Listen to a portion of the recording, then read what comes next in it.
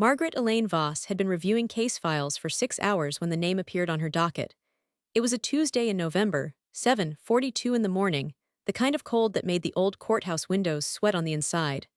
I had arrived early, the way I always do, with coffee from the cart on Delancey Street and a yellow legal pad I'd been carrying since my clerkship. The fluorescent light above my clerk's desk had been flickering for 3 weeks. I had put in the maintenance request twice. I was thinking about putting it in a third time when my law clerk, Priya Namber, set the new motion stack on the corner of my desk and said quietly, the way she says things she knows I'll want to sit with, Judge Voss, you're going to want to see the top one. I picked it up. I read the caption. I set my coffee down. The firm was Hargrove, Kellner and Associates. The lead counsel listed on the brief was Daniel Voss, JD, Senior Litigation Partner, my brother. He had filed an emergency motion in an appellate matter that had been randomly assigned to my panel 3 days earlier. He did not know the panel composition yet. The court doesn't release that information until 10 days before oral argument. I had known his firm was active in the circuit. I had filed the appropriate disclosure paperwork the moment I was elevated to the bench, flagging every firm with which I had any familial connection. The administrative judge had reviewed it.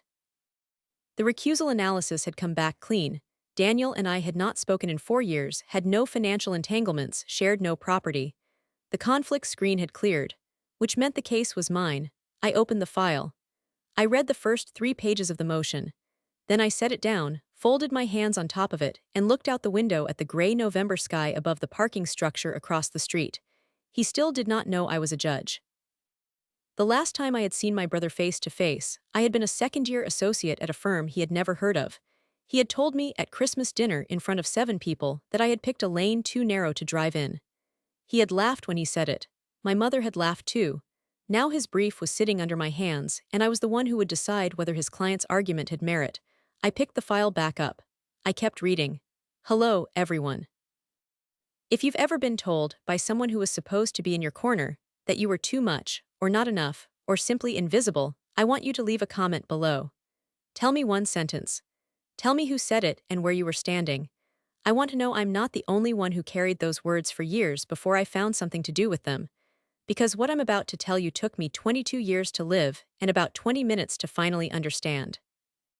To understand why that Tuesday morning meant what it did, I have to take you back. 22 years back. To a kitchen table in a house in Millbrook, Ohio, where I was 19 years old, and my mother was explaining to me, very calmly, why my education was not the family's problem. I was the second child and the only daughter. My brother Daniel was 4 years older, already in his second year of law school at Harwick University, on a partial scholarship that my parents had supplemented with $40,000 from the account my grandmother had left for both of us. I did not know about the $40,000 when it happened. I found out 3 months later, when I asked my father about my own portion of that inheritance, the portion my grandmother had specifically designated, in a handwritten letter if not in a formal will for my education, and my father looked at the kitchen table and said, we had to make a decision. The amount that had been designated for me was $38,000. My parents had moved it, not all at once.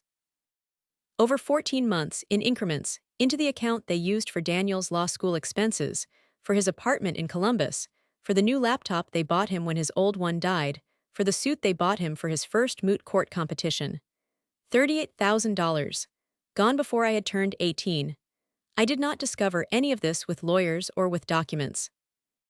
I discovered it by sitting at the kitchen table on a Sunday afternoon in March, asking my mother a direct question, and watching her answer it with a redirect.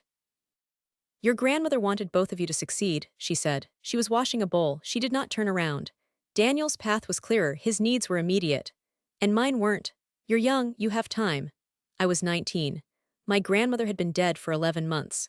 And $38,000 had been redistributed without my knowledge or consent into a future that belonged entirely to my brother. I said, I was going to use that for the pre-law program at Caldwell. My mother turned off the tap. She turned around, and she said, and I remember this with the clarity of a thing that has been turned over many times in many quiet hours, Margaret, your brother is going to be an attorney. That is a real career. You change your mind every 6 months. You were going to be a teacher, then a nurse, then a lawyer. We made a decision based on who was serious. I did not argue. I had learned by then that argument in that house produced only a more polished version of the original dismissal. My father was not in the room. He was never in the room for these conversations. He had a talent for absence that I came to understand, later, as its own form of consent. The following Sunday, Daniel came home for Easter. My mother made his favorite brisket and roasted potatoes. She had bought a new tablecloth. At dinner, she asked him about his classes, his professors, a judge he had mentioned meeting at a networking event.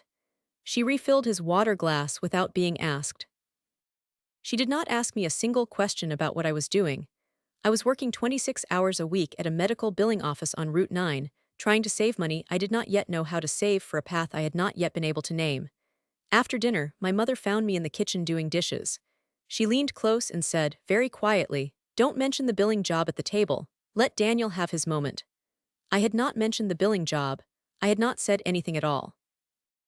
That was the night I stopped expecting anything from that table. I was not angry, exactly. I was clarified. Something had resolved in me, the way a solution stops being cloudy when the sediment finally settles. I went to work the next morning and I stayed an hour late, going through the insurance coding manuals in the back office after everyone else had left. I was learning something there, even if I couldn't yet say what. The way the medical records system worked. The way a claim moved from a physician's office to a clearinghouse to a payer. The way health insurance coverage decisions were made not by doctors, but by administrators reading policy language. I wrote down the name of a program I had found in the back pages of a professional association newsletter, Juris Doctor with Health Law Concentration, Caldwell School of Law, Evening Division. I folded the piece of paper and put it in my wallet. I kept it there for 6 years. The application to Caldwell's evening program was rejected the first time. Not deferred, rejected. The letter came on a Wednesday in April when I was 23, and I sat in the parking lot of the medical billing office for 11 minutes reading it before I went inside and did my job. The letter said my undergraduate GPA, a 3.1 from a state school I had put myself through while working, did not meet the threshold for the JD program. It recommended I consider the paralegal certificate track. I did not consider the paralegal certificate track. What I did was call the admissions office and ask, specifically, what score on the LSAT would offset a below-threshold GPA for an applicant with 4 years of professional experience in medical billing and health insurance claims processing. The woman I spoke to, her name was Carol. She had a tired voice and the directness of someone who fields this call many times a week, said, "A 168 or above gets a second look regardless of GPA." I said, "Thank you." I bought the prep book that evening. I studied for 9 months while working full-time. I took the exam the following February and scored a 171. I was admitted to the evening division of Caldwell School of Law in August of the year I turned 25. My tuition for the first semester was $11,400. I paid it with money I had saved in increments over 4 years. Birthday checks, tax refunds, $100 a month pulled from every paycheck into an account at a credit union that did not have a branch anywhere near my parents' house. I told no one in my family that I had applied, that I had been rejected, that I had retaken the exam, or that I had been admitted.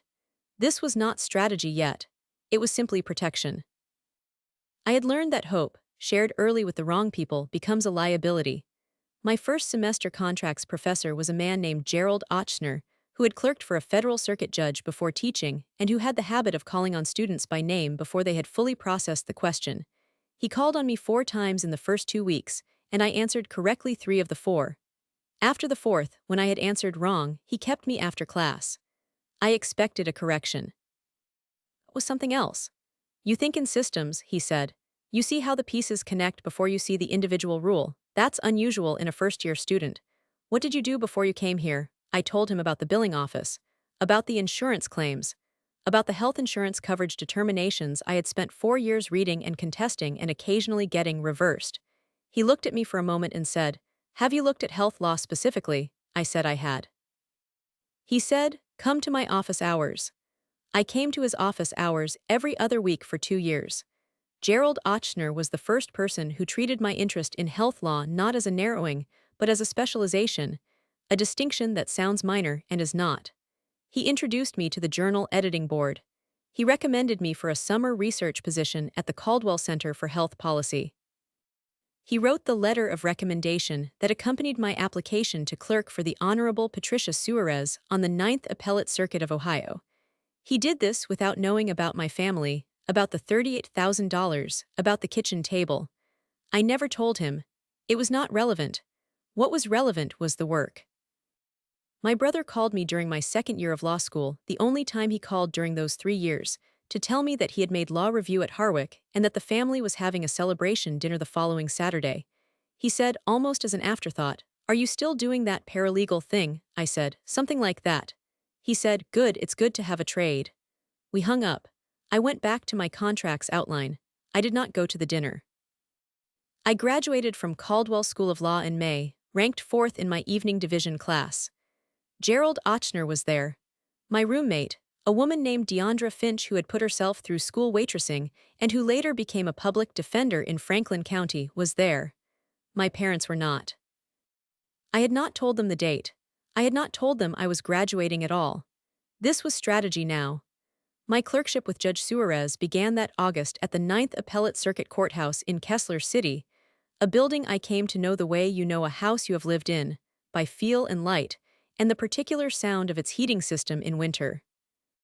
Judge Suarez was 61 years old, precise and economical in her praise, relentless in her expectation that every argument be followed to its conclusion. She had been on the appellate bench for 19 years. She ran her chambers the way a surgeon runs an operating room, quiet, purposeful, no tolerance for decorative motion. My co-clerks were 2 recent graduates from top 10 law schools. They were good. I was better. I say this without apology.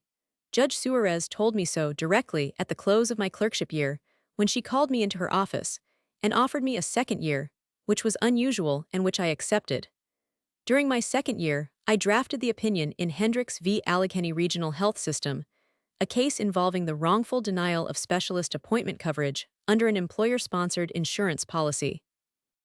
The hospital's position was that the claimant had failed to obtain prior authorization before the specialist appointment. The claimant's position was that prior authorization had been verbally approved and that the insurance policy language did not require written confirmation for appointments under a certain cost threshold. Judge Suarez let me write the first full draft. She changed 4 sentences. The opinion was published in August and cited by 3 other circuits within 18 months. I did not tell my family about the clerkship. I did not tell them about the opinion. My mother called me in October of that year, one of her quarterly calls, the ones that were less calls than status checks, brief and slightly formal, and asked how work was going. I said it was going well. She asked if I was still in the legal field. I said yes. She said Daniel had just made partner at a mid-size firm in Columbus. She said she was very proud. She did not ask the name of my employer. I did not offer it. She said at the end of the call, "I hope you're taking care of yourself, Margaret. It's important to have stability." I said, "I have stability, Mom." She said, "Good. Daniel always says the appellate work is where the real prestige is, but that world is very competitive. I hope you found your niche." I let the pause sit for 3 full seconds. Then I said, "I have." We hung up. I stood in my kitchen for a moment, looking at the framed copy of the Hendricks opinion I had hung on the wall next to the refrigerator, the only decoration in that apartment that mattered to me, and I thought about how easy it would have been to say it right then. To say, "Mom, I clerked on the appellate bench. I wrote the opinion you just described as too competitive for me. I am applying to the Ohio Bar and then to the Eastern District Prosecutor's Office, and eventually, if things go the way I have planned them for 11 years, I am going to sit on a bench exactly like Judge Suarez's." I thought about saying it. I said nothing. She had no idea what I had become. None of them did, and I had every intention of keeping it that way. I was appointed to the 7th Appellate Circuit of Ohio in September, 15 years after I had sat in a parking lot reading a rejection letter. I was 40 years old. My appointment was confirmed by the Judicial Nominating Commission on a Thursday afternoon, and that evening I sat alone in my apartment in Harmon City, the same apartment I had rented for 3 years, with the Hendricks opinion still on the kitchen wall, and opened a bottle of wine I had been saving since my clerkship ended. I did not call my parents. I did not call my brother. I called 2 people, Gerald Ochsner, who said only "It's about time," in a voice that meant something, and my colleague Rosalind Park, who had been my closest professional ally since we had served together on the Bar Association's Health Law Committee 7 years earlier, and who was now a senior health policy attorney at Meridian Legal Group in Kessler City. Rosalind knew my full story. She was the only person outside the judiciary who did. I had told her in pieces over 6 years, the way you tell a person something important, not all at once, but in the moments when the piece you're sharing has become light enough to carry. She had listened to every piece without commentary until I was finished, and then she had said, "Margaret, you have to write this down someday, not for them, for yourself." I had not written it down. But I thought about it on that Thursday evening, sitting on my kitchen floor with a glass of good wine because the floor felt more appropriate than the chair. A chair was for ordinary evenings. This did not feel ordinary. My full title was Associate Judge, 7th Appellate Circuit, State of Ohio, Division III, Civil and Administrative Appeals. My chambers were in the Harmon City Courthouse, 3rd floor, a corner office with 2 windows that faced east. The administrative staff assigned to my chambers included Priya Nambar, my law clerk, who had graduated from Caldwell 3 years after I had, and who had come to me with a letter of recommendation from Gerald Ochsner that said, simply, "She thinks the way Judge Voss thinks. Hire her." I hired her in the first week. In the 4 years between my appointment and the Tuesday morning, when my brother's brief arrived on my desk, I had written 43 published opinions. 6 had been cited by the Ohio Supreme Court. 1 had been referenced in a Federal Circuit dissent as an example of unusually precise statutory construction. My judicial rating from the Bar Association was the second highest in the division. I had been invited to present at 3 national conferences on health law and insurance policy, the 2 areas I had first learned in the back office of a medical billing firm on Route 9 in Millbrook, Ohio, reading coverage determination manuals after everyone else had gone home. 3 months before Daniel's brief arrived, I had spoken at a conference in Cincinnati where the panel topic was the standards for appellate review of insurance policy disputes. I had given a 40-minute presentation. Afterward, an attorney from the audience had come up to ask a follow-up question about prior authorization language in employer-sponsored plans, precisely the kind of language I had analyzed in Hendricks, precisely the kind of dispute I had spent my career understanding from the inside out. The attorney's business card said, Hargrove, Kellner and Associates. Senior Associate. I had looked at the card.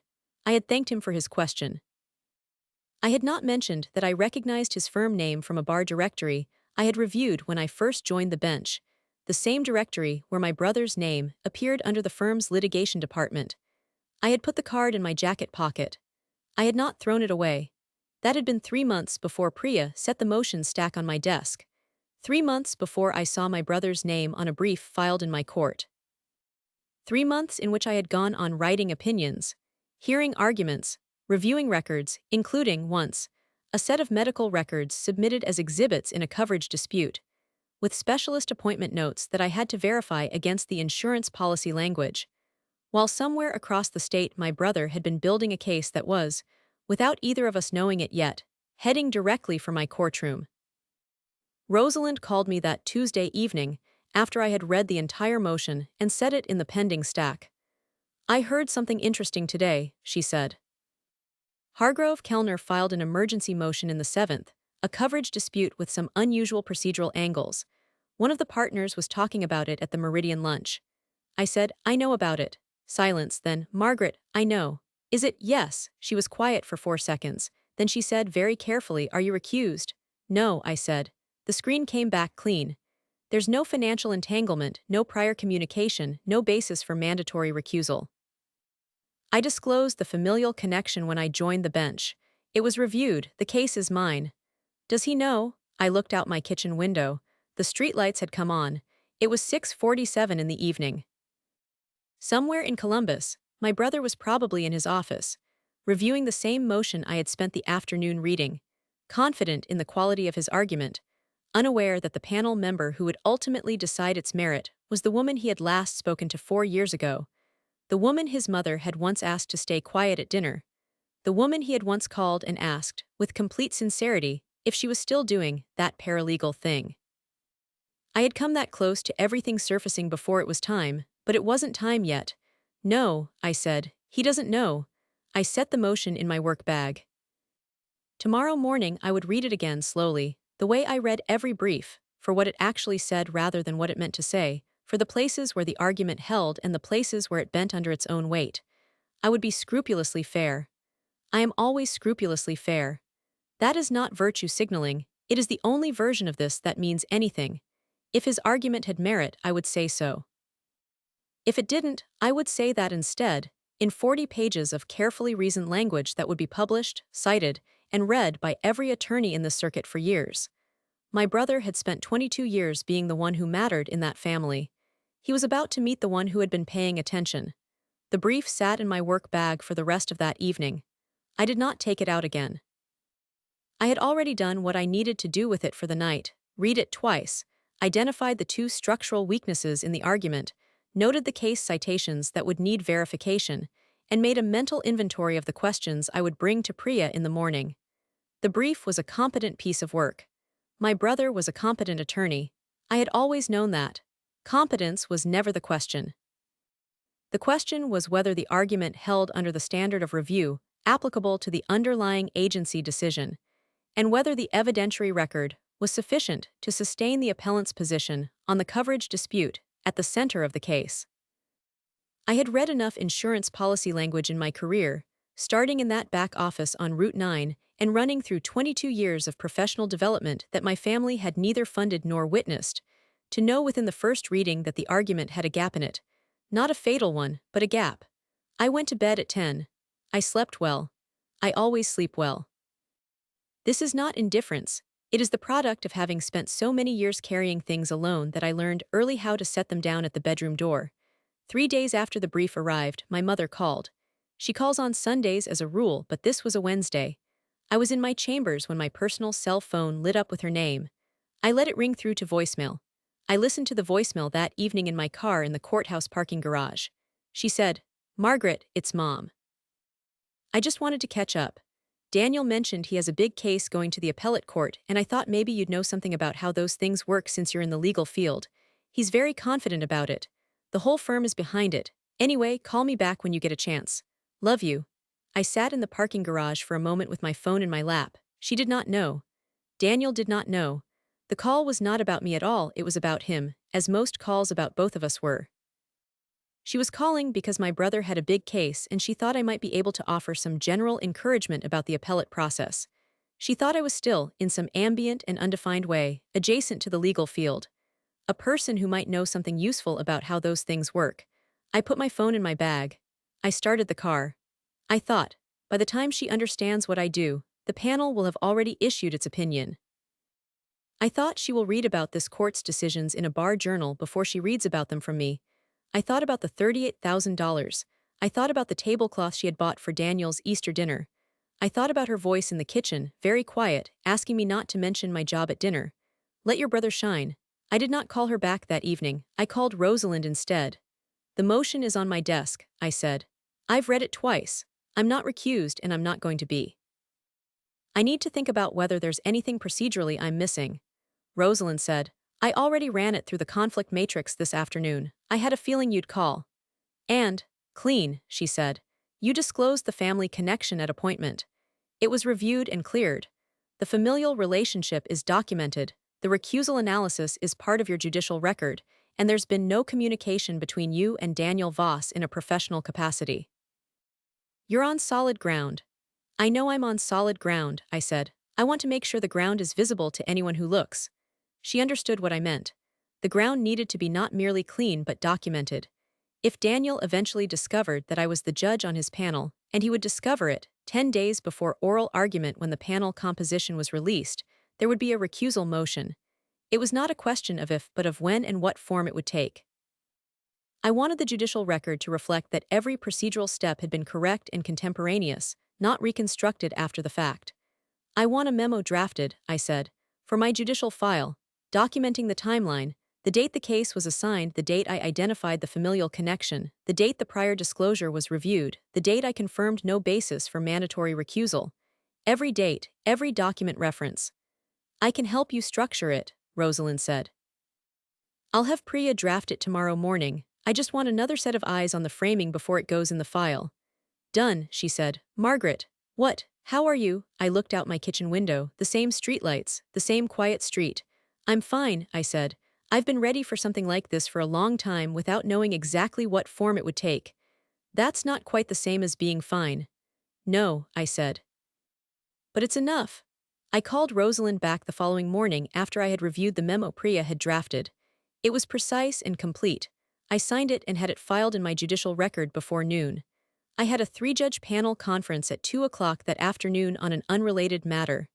I attended, I contributed, I was useful. No one in that conference room knew what was sitting in my file downstairs. That was the point. Priya already knew the Hargrove brief was moving through the procedural calendar.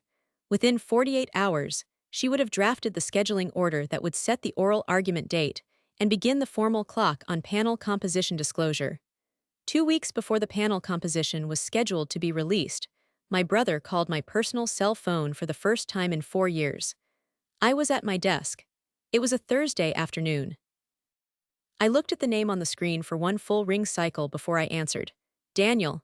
Hey, his voice was easy, the voice of a man who has never once wondered whether the person he is calling is glad to hear from him.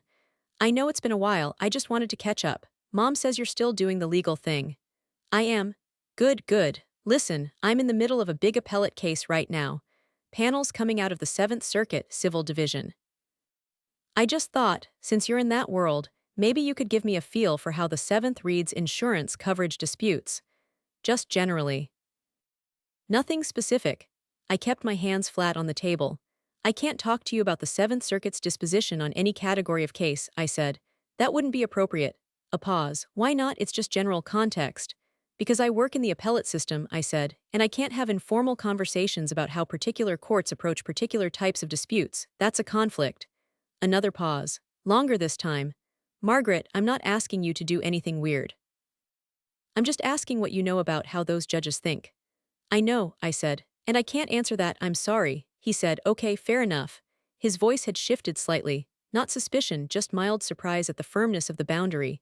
Daniel was not accustomed to firm boundaries from me. Well, how are you otherwise? It's been a while. It has, I'm well, how's the family? We talked for 4 minutes about nothing of substance.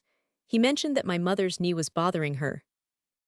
He mentioned a property he and his wife were looking at in a suburb of Columbus, an investment property they were considering, something about the equity situation making it a reasonable time to move on it. He asked if I was seeing anyone. I said I was not. He said I should get out more. I said I would think about it. He did not ask what I did. Not specifically. He had never asked specifically. He assumed he already knew, somewhere adjacent to legal, somewhere peripheral, somewhere that did not require updating his mental file. We hung up. I sat for a moment. Then I wrote one line in my personal journal. He called. He doesn't know. Oral argument is in 11 days. That was the moment I understood exactly how much they had underestimated me. Within 24 hours, I had reviewed the full evidentiary record in the Hargrove case, identified the 3 exhibits that would be central to oral argument, and prepared a set of bench questions I would put to both counsel. The questions were the same questions I would put to any counsel in any coverage dispute of this type. Precise, doctrinal, focused on the gap I had identified in the first reading. They were not harder because Daniel was one of the attorneys. They were the questions the record demanded. Rosalind and I met for coffee the following Saturday morning at the Caldwell Alumni Club in Kessler City, a place we met often enough that no one would register it as unusual. She had reviewed my judicial memo and had a single suggestion about the language in one paragraph, which I incorporated. We talked for 90 minutes.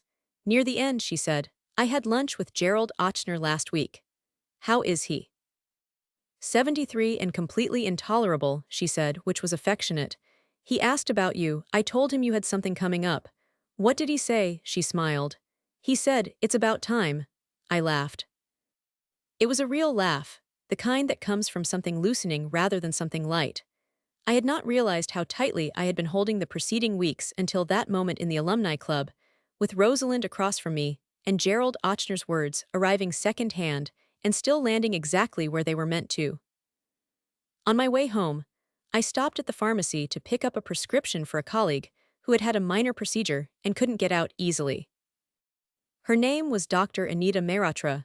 She sat 2 chambers down from mine. We had developed the kind of friendship that lives in hallway conversation an occasional lunch, and a genuine interest in each other's work. She had been dealing with a coverage dispute of her own. Her insurance policy had initially denied reimbursement for a specialist appointment she had needed following a minor cardiac event, and she had spent 3 months fighting the denial through her health insurance coverage plan's internal appeal process. I had helped her draft the appeal letter informally as a friend, citing the specific policy language that required coverage for the specialist appointment under the applicable standard of medical necessity. The denial had been reversed 2 weeks earlier. She had called me from her car to tell me, and I had listened to her cry a little, and then I had said, "That's what the language says. They had no basis to deny it." And she had said, "I know. But I wouldn't have known how to say it without you." I stood in the pharmacy line holding her prescription bag and thought about my mother's 45-second phone call, the one where she had said Daniel's path was clearer. I thought about the woman I had been at 19, reading insurance coding manuals in an empty office. I thought about how the expertise that was now sitting in a judicial file at the 7th Circuit Courthouse, about to be brought to bear on a case filed by my brother, had been built in the exact gap that my family had decided was not worth filling. They had left a space. I had grown into it. The day before the panel composition was scheduled to be released, my mother called again. I was at home. It was a Sunday. I answered. She said Daniel was very nervous about the case. She said the whole family was hoping for good news. She said, "It would mean everything for his career if this goes well. You know how these things can make or break a firm's reputation." I said, "I understand." She said, "Is there anything you could do, just to put in a good word? You know people in those circles." I looked at the door to my home office where a copy of the judicial scheduling order was sitting in a folder on my desk. I looked back at the wall. I said, "Mom, I can't do that. The appellate process doesn't work that way. No one puts in words for anyone. The briefs go in, the arguments are made, and the panel decides based on the record." She said, "I know that. I just meant you know people." "I know people," I said, "and I can't talk to any of them about a pending case. That's not how it works." She was quiet for a moment, then she said, "Well, I hope whoever the judges are, they're fair." "They will be," I said, "I can promise you that." She said, "You always were the responsible one, even if you didn't end up with the bigger career." I said, "Good night, Mom." I hung up. I went to my desk. I opened the folder. I read the scheduling order one more time. She thought she had won. She had less than 20 hours. In the morning, Priya would release the panel composition through the court's standard notification system. Daniel's office would receive an automated email at 9:00 a.m. containing the names of the 3 judges assigned to his case. His name was on the brief. My name was on the panel. The record of my prior disclosure was in the court's administrative file with timestamps. Every document was in order. I had not done anything wrong. I had not done anything the system did not permit and review and confirm. But I had also, for 22 years, built exactly the expertise that was now positioned directly in front of the case my brother had spent the last 8 months constructing. And when his office opened that email in the morning, the distance between who they thought I was and who I actually was would close in a single instant. I closed the folder. I went to bed. The call from Daniel's supervising partner came at 11:14 a.m. It was not Daniel who called. It was the firm's managing partner, a man named Arthur Kellner, whose name I recognized from the brief signature block. He called the court's administrative line and was transferred to Priya, who transferred him to me with a 3-word note passed under my door. "Hargrove partner, recusal." I picked up. Kellner's voice was controlled in the way of a man who has had to be controlled in difficult moments before, and who is managing, at present, not to stop being controlled. He said he was calling regarding the panel composition released that morning. He said that Judge Voss, he used my title, which I noted, had been assigned to a case in which one of his firm's senior partners had a familial relationship with the judge. He said the firm was prepared to file a formal recusal motion and wanted to know the appropriate procedure. I said, "Mr. Kellner, the familial relationship you are describing was disclosed at the time of my appointment to the bench. That disclosure was reviewed by the court's administrative office and the presiding judge. The recusal analysis is part of the court's formal record, with documentation. You are welcome to review it. If your firm believes a formal recusal motion is warranted despite that record, you are entitled to file one. The court will respond through the standard procedural channel." Silence. "Then you're his sister." "I am," He didn't mention. Your firm should have run a conflict check against the assigned panel before filing, I said. It was not a rebuke, it was a fact. The disclosure was public. My appointment was public. My name is in the circuit court directory. Another silence. Longer, the kind of silence that contains a great deal of activity. He said, I'll need to speak with Daniel. Of course, I said. If your firm files a recusal motion, the court will respond on the standard timeline. Good morning, Mr. Kellner. I hung up. I looked at Priya through the open office door. She looked back at me with the careful neutrality of an excellent law clerk. I said, note the time and substance of that call in the administrative log, please. Already done, she said. The recusal motion arrived 4 days later. It was well written. Someone other than Daniel had drafted it. I was fairly sure, because the voice was different from the brief. The motion argued that despite the prior disclosure, the familial relationship created an appearance of partiality that could not be cured by procedural documentation alone. It cited 3 cases. One of the 3 was Hendricks v. Allegheny Regional Health System. My opinion. Cited in a motion asking me to recuse myself from my brother's case. I read that citation 3 times. Then I set the motion down and allowed myself, privately, one single moment of something that was not quite amusement but lived in the same neighborhood. Then I drafted my response.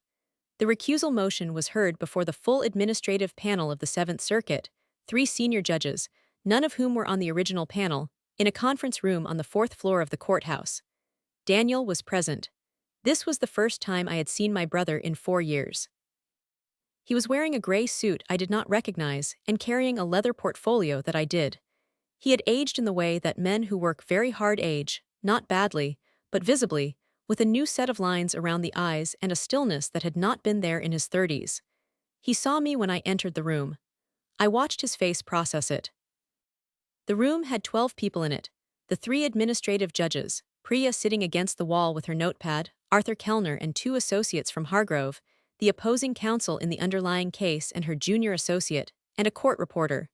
The court reporter was named Lynette Osai. She had been the court reporter in this building for 11 years, and I had exchanged approximately 400 words with her over the course of my tenure, none of which had been about this. Daniel looked at me.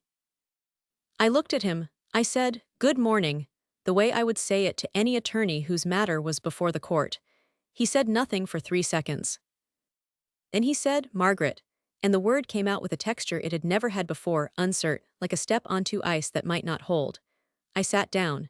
The administrative panel chair, Judge Harold Okonkwo, called the proceeding to order. He was 68 years old, had been on the appellate bench for 23 years, and had the patience of someone who has watched many things unfold in many conference rooms and has stopped being surprised by any of them. Kellner made the argument for recusal. He was professional and measured.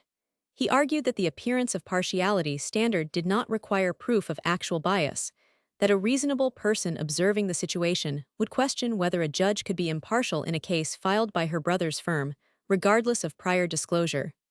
Judge Okonkwo said, "The disclosure was reviewed and cleared at the time of appointment.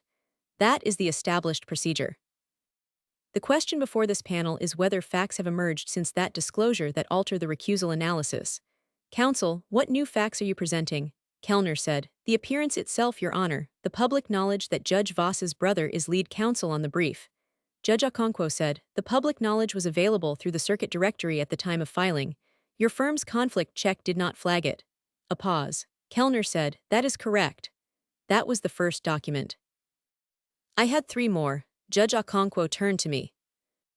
"Judge Voss, do you have any statement for the record regarding your ability to be impartial in this matter?" I said, "I do." I opened the folder in front of me. I had 4 documents. The original disclosure filed at my appointment, the administrative review confirming the disclosure, the recusal analysis memo Priya had drafted, and I had signed 6 weeks earlier when the case was first assigned, and a 1-page statement I had prepared for this hearing. I disclosed my familial relationship with an attorney at Hargrove, Kellner, at the time of my appointment. That disclosure was reviewed under the court's standard conflict protocol. When this case was assigned to my panel, I confirmed that the prior disclosure was in the administrative record, and that no new facts, no communication with Daniel Voss, no financial entanglement, no professional contact, had arisen since that disclosure that would require recusal. I prepared a contemporaneous memo documenting that confirmation. That memo is dated 6 weeks ago. It is in the court's administrative file. I set the folder down. I am able to be impartial. The record supports that conclusion. Judge Okonkwo looked at Daniel. Mr. Voss, you are lead counsel on this brief and also the judge's brother. Is there anything you would like to add to the record? Daniel's voice, when it came, was careful in a way I had never heard from him before. He said, "No, Your Honor," and then he stopped. And then he said, in a different register, quieter, like something being said for himself as much as for the room, "I was not aware that Judge Voss had been appointed to the Seventh Circuit." The room was quiet. Judge Okonkwo said, "You were not aware."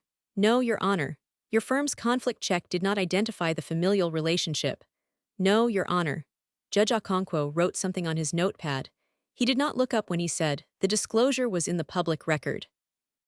The Circuit Court Directory is publicly accessible." He looked up. "The motion for recusal is denied. Judge Voss will remain on the panel. The oral argument will proceed as scheduled."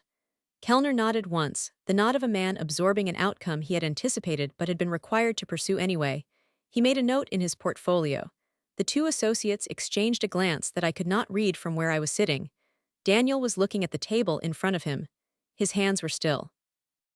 Not folded, just still, flat on the table in front of the portfolio, the way hands go still when the body is trying to process something too large for any one expression to contain. Judge Okonkwo said, "We're adjourned." People began to move. Papers gathered. The court reporter stopped typing. Priya appeared at my elbow with her notepad. Posing counsel, a woman named Diane Tessero from the firm Reiter, Fong and Marsali, caught my eye briefly and gave me a small nod that was professional and neutral and contained, I thought, a faint thread of something else. Recognition, maybe. The recognition of a person who has watched a document land cleanly. As the room cleared, Daniel approached me. I had known he would. He stopped at a distance of approximately 4 feet, the distance of a person who is uncertain of the terrain. He said, "Margaret." I said, "Daniel," he said, "I didn't know." "I know you didn't. Why didn't you tell anyone, tell Mom?" I looked at him. He was 6,200 days older than me and had been treated as though that gap were 6,200 reasons. I said, "I told the court at the time of appointment, through the appropriate process." He blinked. "I mean the family." "The family didn't need to know," I said. "My professional credentials are not a family matter."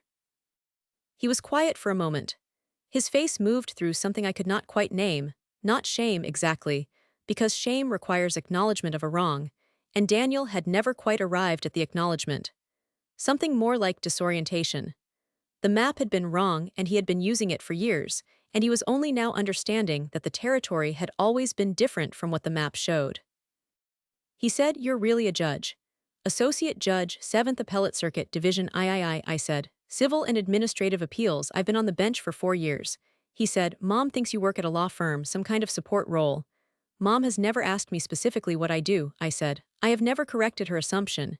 He absorbed that, then he said, That's your call to make." "Yes," I said, "it is." He picked up his portfolio. He looked at me for one more moment, the look of a person recalculating something that has been fixed for a very long time. Then he said, "You're going to be fair."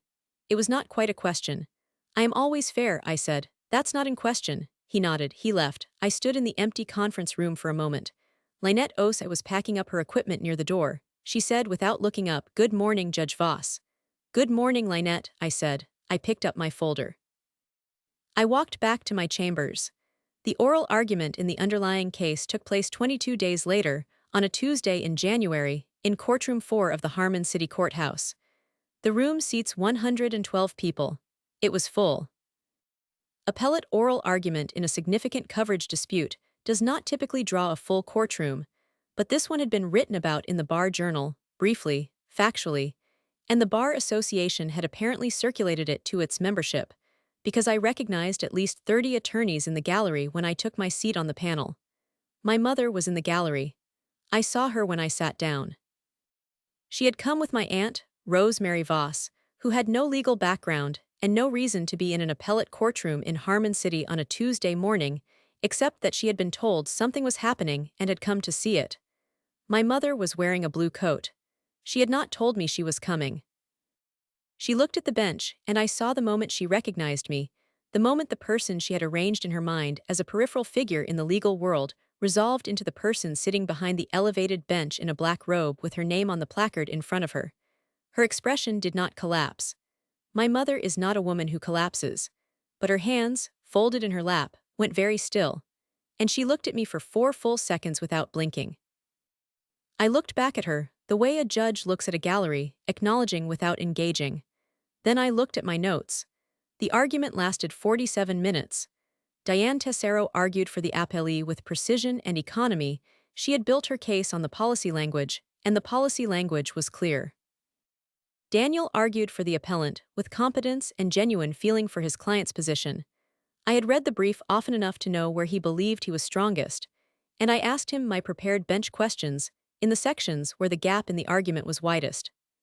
At one point, I asked him to address the court's standard for reviewing prior authorization requirements when the insurance policy language is ambiguous as to the written confirmation requirement for a specialist appointment claim. He answered. The answer was thorough. It did not fully close the gap. My co-panelists, Judge Okonkwo, who had joined this panel for the underlying case, and Judge Francesca DeLuca, asked their questions. The argument closed. I thanked both counsel. The courtroom began to empty. My mother found me in the hallway outside the courtroom 20 minutes later when I had come out briefly before returning to chambers. She was alone. My aunt had apparently gone to find the restroom. She looked at me the way she had looked at me in the courtroom, recalculating. She said, "Margaret." And then she said, "How long?" "4 years on the bench," I said. 15 years practicing." She said, "Why didn't you tell us?" I thought about the kitchen table. I thought about the tablecloth. I thought about the $38,000. I thought about her voice in the kitchen. Let Daniel have his moment. I said, "Mom, every time I had something to share, the timing wasn't right." And eventually I stopped needing the timing to be right. She looked at me for a long moment. Her hands were in her coat pockets. She said, "I didn't know." "I know you didn't," I said. "That was the arrangement we had, even if we never discussed it." She said, and she stopped. She didn't finish the sentence. I don't know what word was going to follow that. I decided not to wait for it. "The panel will issue its opinion in approximately 60 days, I said. "It will be a matter of public record. You're welcome to read it." She nodded. I went back to my chambers. The panel issued its opinion 11 weeks later. The decision was unanimous. We affirmed the lower court's ruling in favor of the appellee. The insurance policy language required written prior authorization confirmation for specialist appointment claims above the cost threshold. The appellant's client had not obtained it, and the insurer's denial of coverage was within the terms of the policy. The opinion was 41 pages. I wrote 37 of them. The opinion cited Hendricks v. Allegheny Regional Health System. My own precedent, in my own hand, completing a circle I had not quite seen when I began drawing it. Hargrove, Kellner filed no further appeals. The legal settlement in the underlying case, the agreement between the appellant's client and the insurer, was reached within 90 days of our opinion, in accordance with the terms the opinion effectively required. The financial disclosure that emerged from that settlement process was, by all accounts from the Bar Journal that covered it, straightforward. The case closed. Daniel called me 6 weeks after the opinion issued. It was a Sunday. I answered. He said the opinion was well-reasoned. I said, "Thank you." He said, "I want you to know that I read your career history after the hearing. The Hendricks opinion, the conference presentations, all of it." I said, "Okay." He said, We didn't." "No," I said. "You didn't." A long pause. "I'm sorry, Margaret." I had waited for that sentence for 22 years in the sense that I had not known I was waiting for it until it arrived. When it did, it was smaller than I had imagined, not in a disappointing way, but in the way that things are smaller in real life than in the version you have carried. It was a sentence. It was true. It was not enough to fix anything, but it was not nothing either. "Thank you," I said. We talked for 12 minutes. It was the longest real conversation we had had in adult life. I told him about the pre-law program, about Gerald Ochsner, about the clerkship. He listened without interrupting, which was new.